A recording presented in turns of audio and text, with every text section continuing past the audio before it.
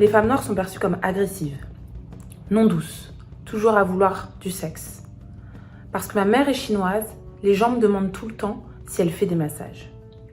Je suis d'origine algérienne et les gens étaient toujours curieux de savoir si j'allais porter le foulard ou non.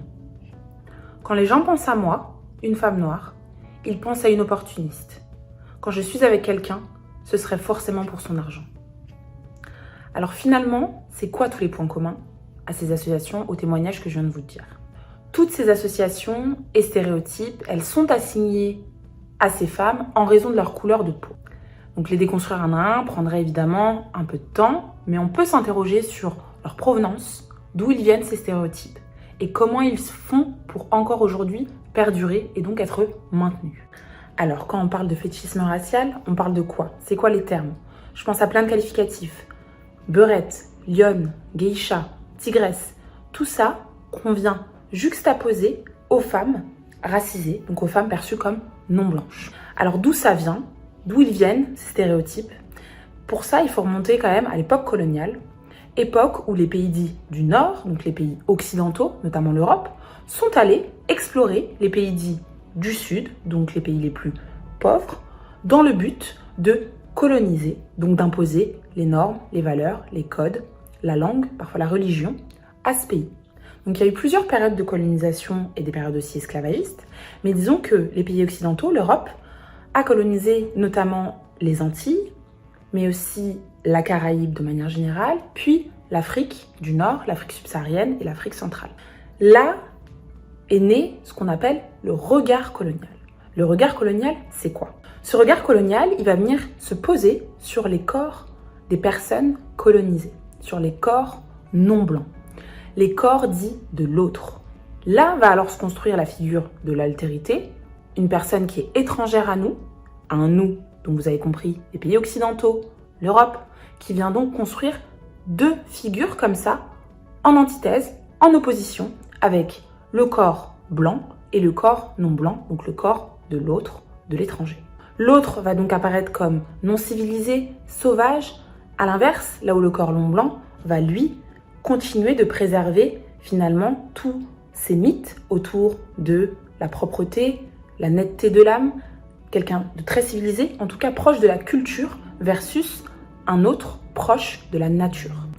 Au sein de tout ça, les femmes, elles vont jouer un rôle primordial parce que les femmes, elles vont devenir les lieux de ce regard colonial. Les lieux de ce regard colonial où on va finalement projeter, fantasmer l'imaginaire de ces personnes occidentales sur elles, sur leur corps. Et c'est en ce sens que vont apparaître les premiers stéréotypes. Tout ça, ça va être véhiculé à travers la presse, les cartes postales, les médias. Et ça va être visible parce que ces fausses croyances, elles vont servir à documenter finalement. Documenter les récits, les rapports d'exploration. Finalement, ces stéréotypes, on en est là. Ils vont être véhiculés par des hommes blancs, des colons, explorateurs, qui vont projeter, fantasmer des choses sur le corps des femmes des pays colonisés, et donc qui vont devenir plus tard les stéréotypes qu'on entend aujourd'hui. Ça part de là, ça part de ce regard colonial-là.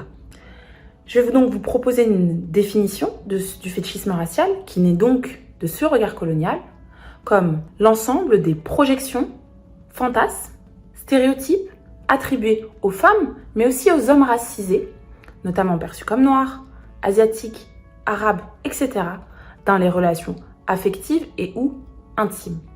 Le fétichisme racial s'exprime le plus souvent par la fascination de certains corps en raison de l'imaginaire stéréotypé qui est associé à la couleur de la peau. Donc quand on parle de fascination, quand on parle de projection, quand on parle de fantasme, il y a tout un spectre de stéréotypes associés à ça.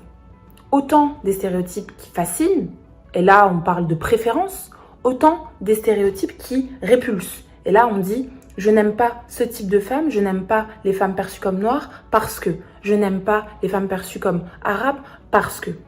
Donc vous avez vraiment deux extrêmes, deux polarités de tout ça. Et je vous invite à être très très très vigilant avec cette notion de préférence. Parce que la notion de préférence, comme on l'entend, dans une relation affective ou intime, on parle aussi de personnalité. C'est des personnes, par exemple, qui sont calmes, qui ont un caractère plutôt extraverti, plutôt introverti. Ça, c'est correct. parce que ça n'engage pas d'attribut physique. Si vous préférez un type de personne en raison de sa couleur de peau, oui, je suis davantage attirée par les personnes perçues comme noires, il faut aussi comprendre le pourquoi, aller chercher le pourquoi vous êtes attiré par ces personnes-là.